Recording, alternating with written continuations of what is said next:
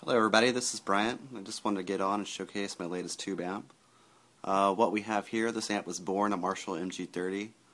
It has been gutted, and as you can see now, it's built with a Fender Tremolux 5E9 circuit. You can close in.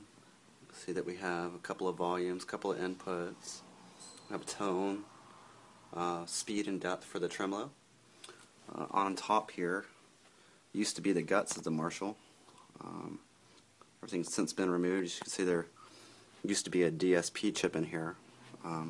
DSP chip was, of course, to emulate actual tube sound, but since replaced everything with real vacuum tubes here. You can see everything here. We have a 12AT7, a couple of 12AX7s, a couple of JJ6V6s, and a 5Y3GT full wave rectifier tube.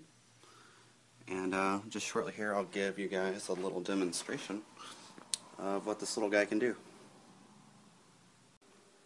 Alright, well let's get started, shall we? Just to give you guys a little bit of background, I got the input plugged straight into the amplifier, volume set around 2, with the tone set to about 6 or 7, the tremolo circuit turned off. I'm going to start off by just playing some clean stuff to get you guys an idea of what the classic Fender sound should sound like. So here we go. Turn the standby off. And alright.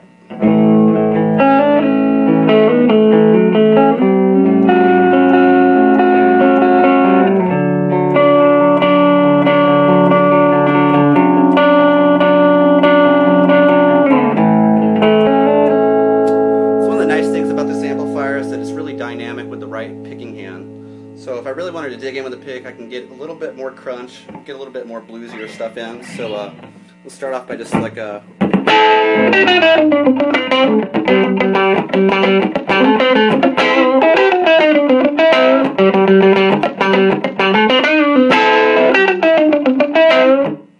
as you can see, you can really dig in with this right hand to do a lot of different types of things. If I just turn the volume up just slightly here, the preamp tube is going to distort just slightly, start to break up just a little bit. I'm going to go down to the bridge pickup here, do a little classic rock, a la some, how about some Billy Squier? So here we go.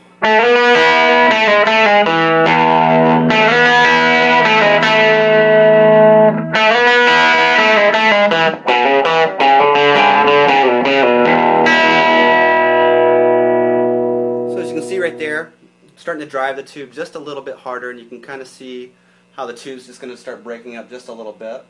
If we get a little crazy here, hopefully I won't bother my neighbors too much. I'm going to turn it up to about 9, and we're going to really break into this 60s, 70s classic overdrive sound.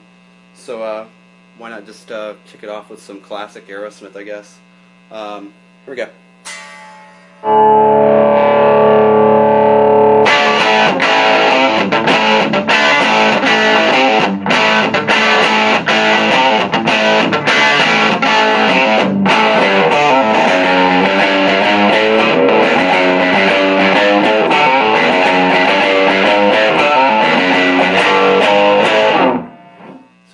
As you can see, as I turn this volume all the way up, it's meant to go to 10. You can really drive the tubes hard and get that classic preamp distortion that's very sought after.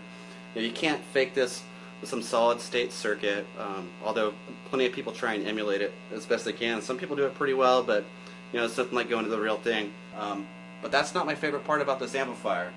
Actually, my favorite part is the tremolo circuit here. What's interesting about this is this was the first Fender amp that came out with the tremolo. The output comes off the output driver to create the low frequency oscillator. You get about 2 to 8 hertz worth of low frequency oscillation, and the depth controls the tube in and out of cutoffs. So, people call it tremolo, people call it vibrato, but what it really is amplitude modulation. So you can lay into it really hard. See, it's really driving it hard, in and out of cutoff. And then I got the speed controls the low frequency oscillation, so there it is all the way turned up. Put it in the sweet spot here, play a little something. So put the P90 back into the neck position and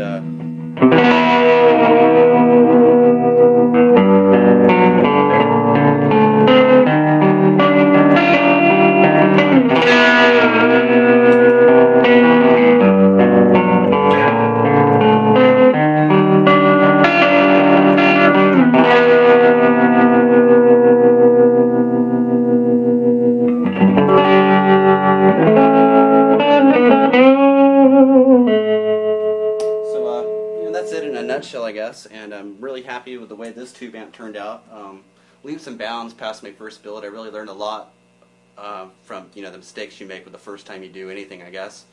And I'm going to start building another amp here shortly. Yeah, so the next one I think is going to be an 18-watt Marshal Clone. I'm really happy the way the American amp sounds, and I'm ready to move into some British territory, I guess. So that's pretty much it, everybody. You guys keep rocking. I'll talk to you guys later.